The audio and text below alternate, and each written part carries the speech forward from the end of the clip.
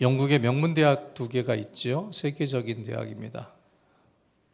손가락 5개 안에 드는 대학이에요. 케임브리지 대학하고 옥스퍼드 대학인데요.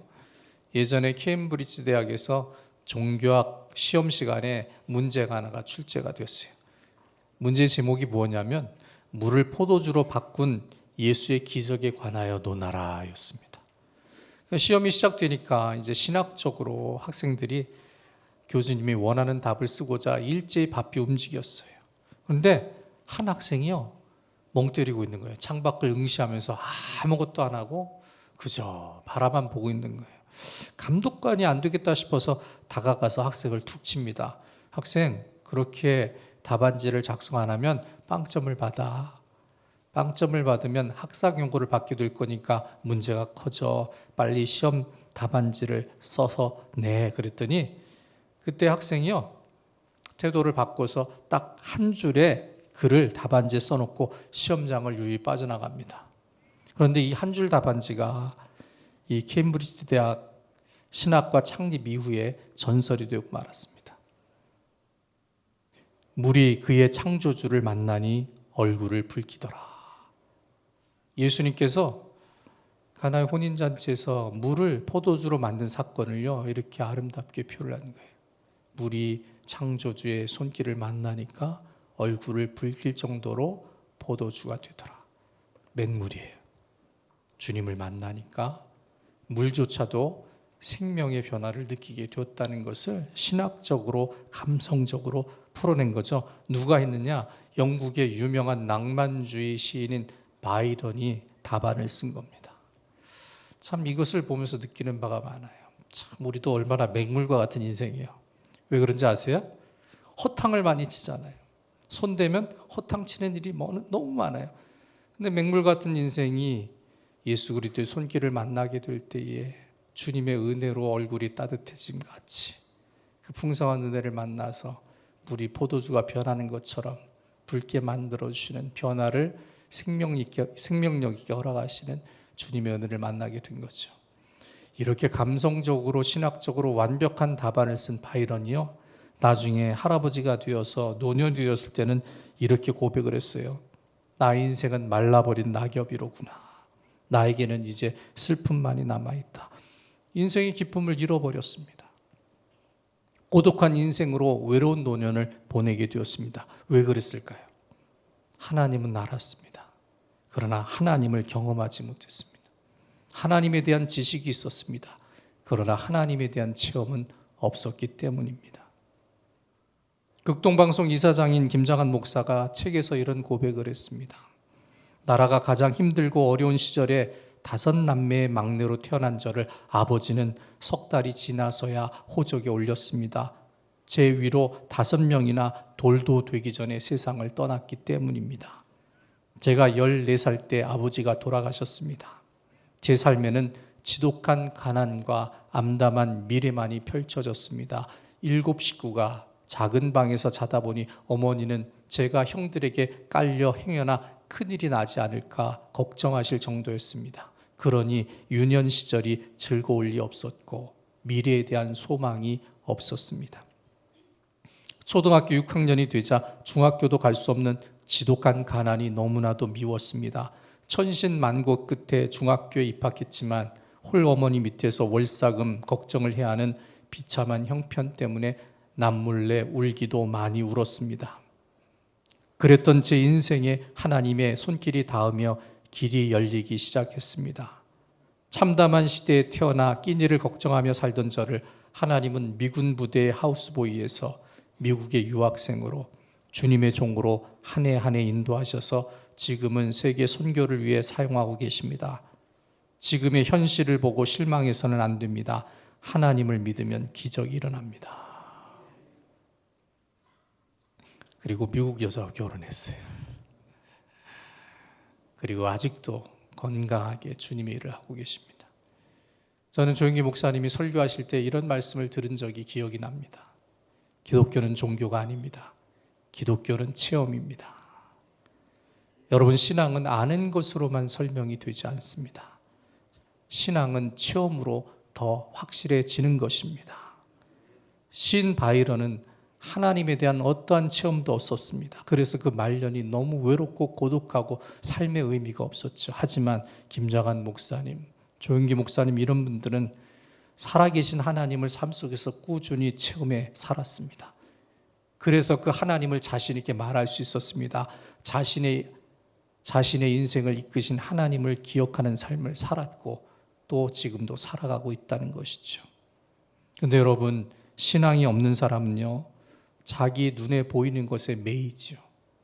자기 생각을 따릅니다. 자기 판단과 자기 기준을 신뢰합니다. 그리고 그것을 의지합니다. 그리고 그대로 되기를 믿어요. 그런데 되지 않아요. 러셀이란 철학자가 러셀의 역설이라는 말을 썼어요. 한 농부가 시장에서 칠면조를 사왔어요. 잡혀온 다음 날 칠면조가 고민을 하는 거예요. 나를 왜 사왔지? 기를 것 같지는 않아. 한 마리를 사왔으니까. 분명히 나를 잡아먹으려고 사왔을 텐데 나는 이제 죽은 목숨이구나. 아침 9시에 종이 울리니까 주인이 칠면조 우리로 들어갑니다. 칠면조가 바짝 긴장했어요. 혹시 나를 잡아먹으러 들어온 것은 아닐까? 그런데 이 칠면조의 걱정과 달리 주인은요, 물과 사료를 담긴 접시를 가지고 들어온 거예요. 그 다음 날도 마찬가지였어요. 칠면조는 사료를 배부르게 먹을 수 있는 아침 9시만을 기다립니다. 그리고 6개월이 지난 뒤였어요. 어김없이 9시에 종이 울립니다. 먹을 생각에 들떠서 문이 열리기만을 기다렸어요. 그런데 주인의 손에는 사료 대신 식칼이 들려 있었다는 겁니다. 추수감사절 요리를 준비하기 위해서 미리 칠면조를 사다가 포동포동 살을 찌웠다는 거예요. 철학자 이 러셀은요, 이 이야기를 통해서 근시안적인 사고방식을 지적하고 있는 겁니다. 똑같은 미래가 반복될 것이라고 칠면조처럼 안심하고 살아서는 안 된다는 말을 전하고 있는 거예요. 여러분, 우리 생각에는 내일이 오늘처럼 변함없이 다가올 것으로 생각됩니다. 그런데 이것은 모든 사람들에게 해당되는 일이 아니에요. 하나님이 허락하셔야 나에게 내일이 오는 거예요. 허락받지 않는 사람은 오늘 밤에 하나님이 부르실 수도 있는 겁니다. 내일은 우리 소관이 아닙니다. 해와 달을 베풀며 우주와 시간을 움직이는 주관은 오직 하나님께만 있습니다. 내일을 만날 수 있는 이유는 하나님께서 우리에게 시간을 허락하셨기 때문입니다. 인생의 모든 일도 마찬가지입니다. 하나님의 계획과 섭리 아래 우리 인생이 놓여 있습니다. 그런데도 사람들은 착각합니다. 심으면 거둘 수 있을 것으로 판단합니다. 또 고난에 대한 원인이 무엇인지 찾으려고 합니다. 그런데 여러분, 내가 심으면 거둬집니까? 안 그래요. 지금 남쪽에 비가 많이 오잖아요. 곡식이 익어야 할 때 비가 오면은 농부들은 허탈해요. 나는 열심히 심었는데 못 거둘까 봐. 예전에 우리나라에서 복분자가 유행할 때에 얼마나 비닐하우스가 많았는지 몰라요. 이 겨울만 복분자 잘 기르면 수천만 원을 벌 것이다 기대를 하는데 한 벌의 폭설로 비닐하우스가 무너진 예가 너무 많아요. 내가 심는다고 거둬지는 것이 절대 아닙니다. 인생은 내 뜻대로 이루어지는 것이 아니라는 것이죠. 그런데도 사람들은 착각해요. 우리가 겪는 인생의 사건들은 우리가 이해할 수 없는 것들이 너무나 많습니다. 그리고 우리는 삶에서 벌어지고 있는 모든 일들을 파악하지 못합니다. 대처하지 못합니다. 그리고 해결할 수 있는 능력도 부족합니다.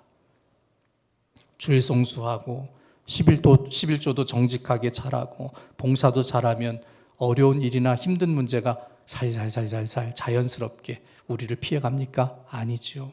물론 성경은 신앙생활 잘하면 반드시 복을 주신다고 말씀하셨어요. 여호수아 1장 8절에 이렇게 말씀합니다. 이 율법책을 내 입에서 떠나지 말게 하며 주야로 그것을 묵상하여 그 안에 기록된 대로 다 지켜 행하라. 그리하면 내 길이 평탄하게 될 것이요 내가 형통하리라. 그런데 여러분, 하나님이 주시는 형통함과 축복은 그 과정과 결말이 사람이 생각하는 생각과 다른 방향으로 전개되기도 한다는 것을 알아야 합니다.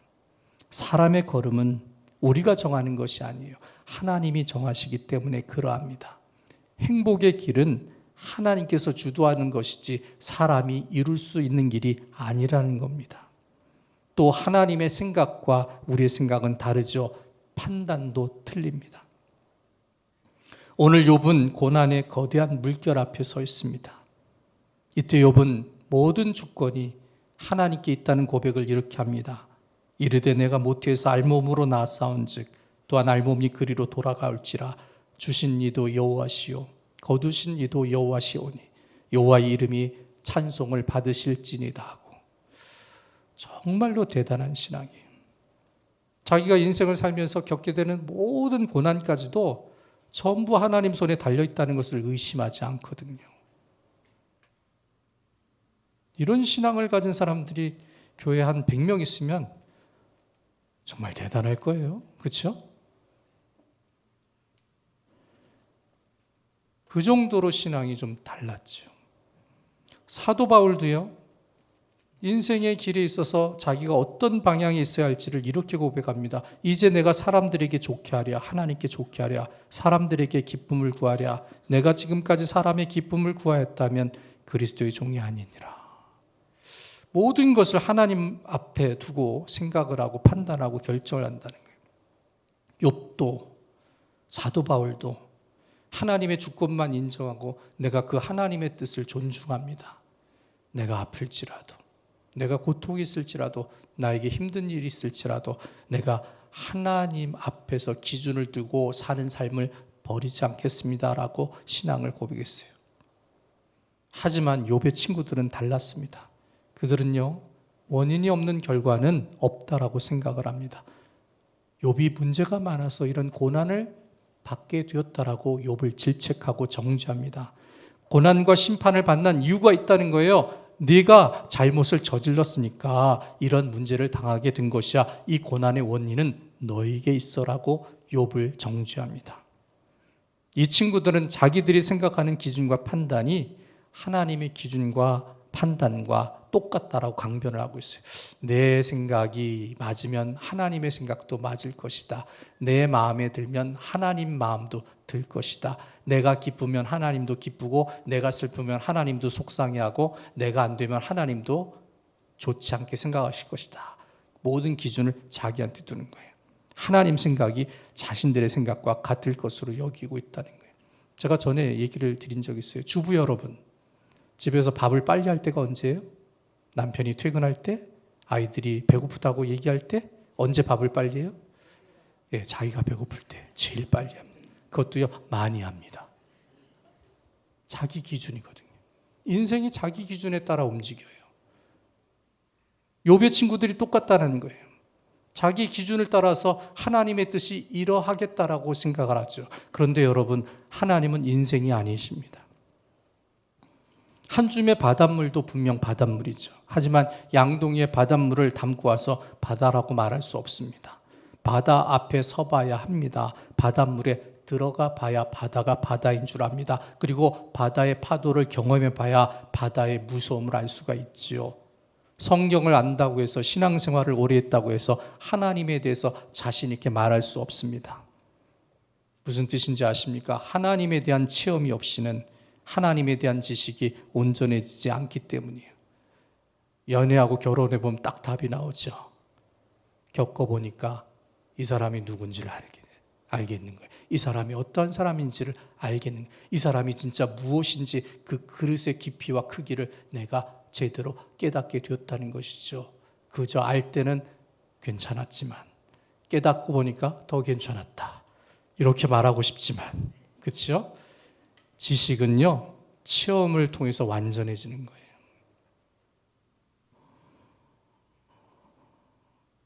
하나님을 아는 순간에 우리는 어디에서 왔는지를 압니다. 그리고 어디로 가는지도 알지요. 그리고 왜 살아야 하는지, 사는 목적과 이유도 깨닫게 되지요. 결국 하나님을 빼놓고 인생을 얘기한다는 자체가 엄청난 모순이라는 것을 알게 되는 것이 신앙인의 모습이라는 거예요. 욥기는 욥이 당하는 고난의 원인에 대해서 설명해 주지 않습니다. 왜 설명을 안 해줄까요? 그것보다 더 중요한 이유가 있기 때문이죠. 사실은 인생의 모든 일들이 하나님의 주권에 달려 있다는 거예요. 거기에 있어요. 여러분, 이왕 하나님이 나를 만드셨으면 좀 이쁘게 만드시지, 좀 멋지게 만드시지. 그런 생각, 키 컸으면 좋겠네. 그렇죠? 저도 그래요. 이왕이면 좀 더 잘생기게 만들지, 좀 더 키 크게 만들지. 왜 그랬을까요? 예? 그건 사람의 눈이란 거예요. 하나님의 눈은 달라요. 하나님의 주권은 다른.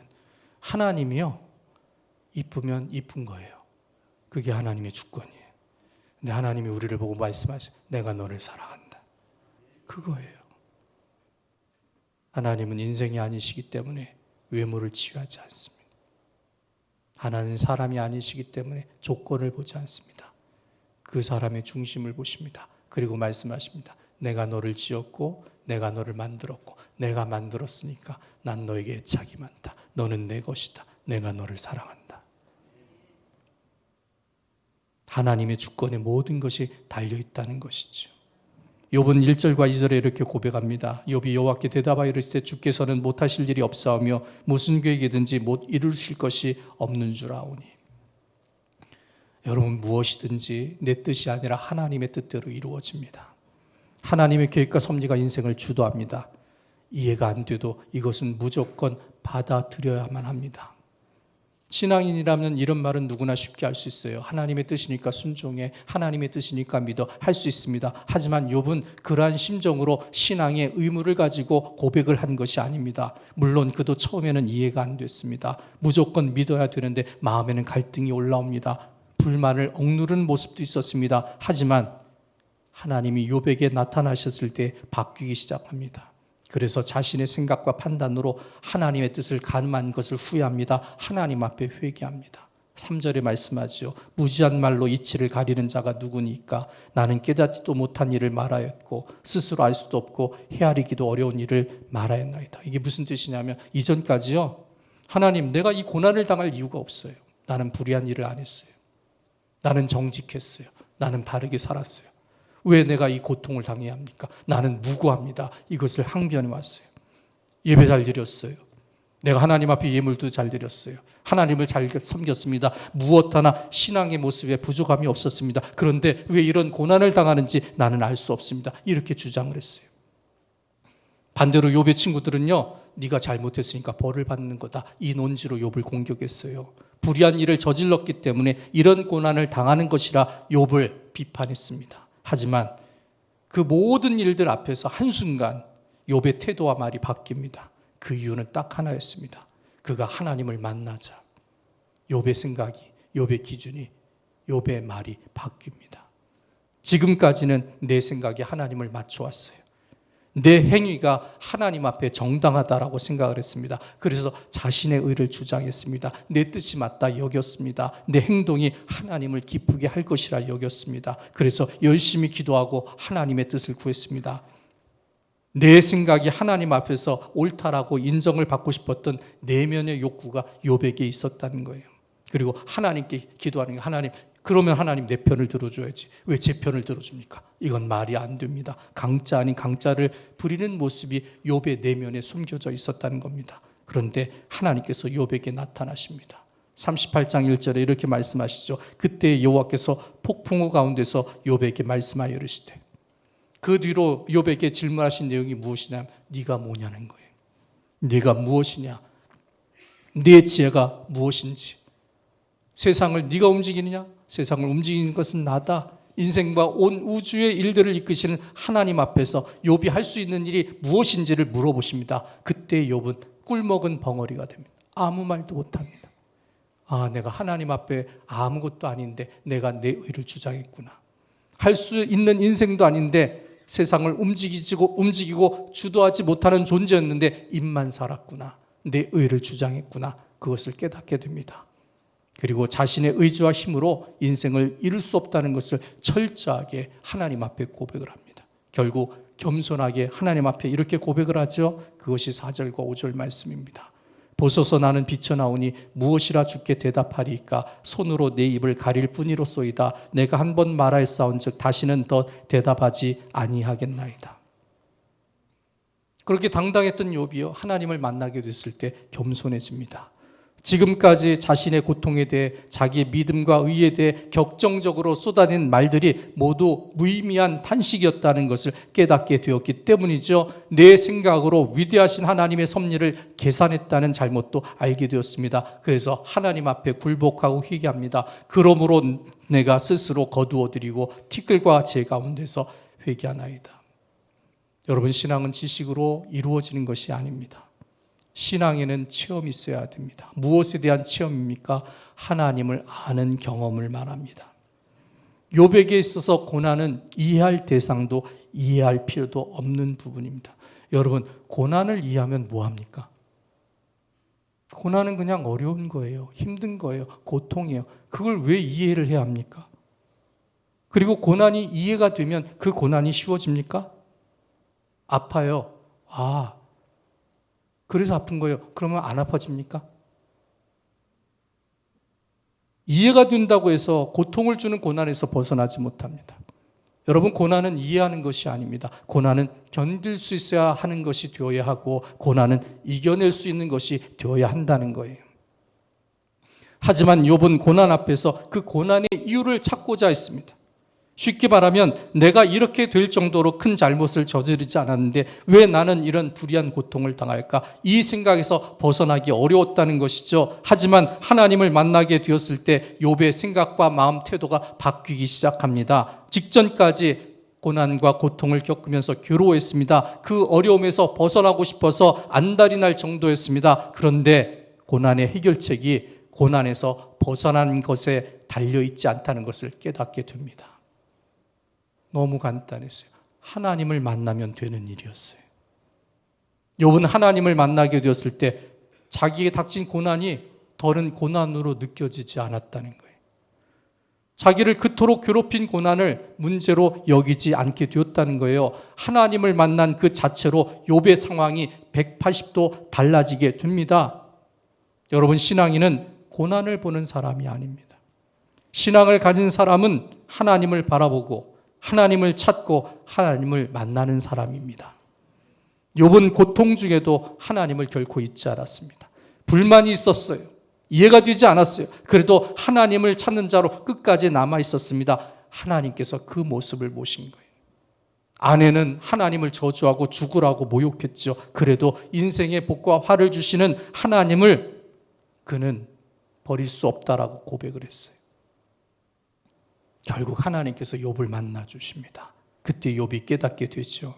하나님께 굴복하고 하나님을 인정하고 하나님 앞에 회개하는 믿음밖에는 자기에게는 할 것이 없다는 것을 알았습니다. 그래서 하나님, 저는 하나님 앞에 아무것도 아니네요.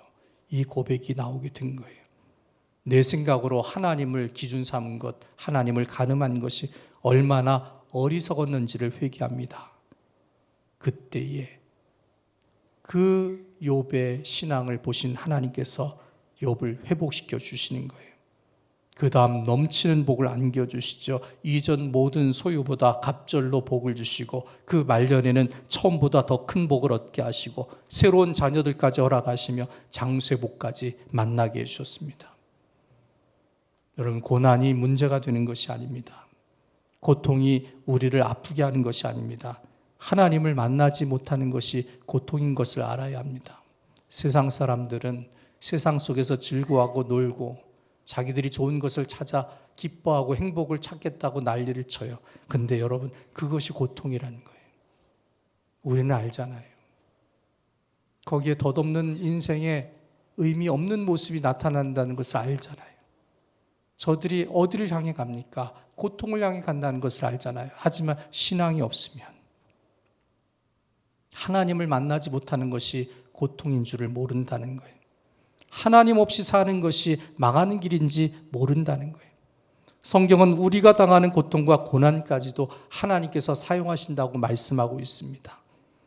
믿음의 선배들은 모두가 예외 없이 무겁고 간조한 광야 땅에서 외로운 투쟁의 시간을 보냈어요. 고난과 고통의 한복판에 내버림을 당한 경험들이 다 있어요.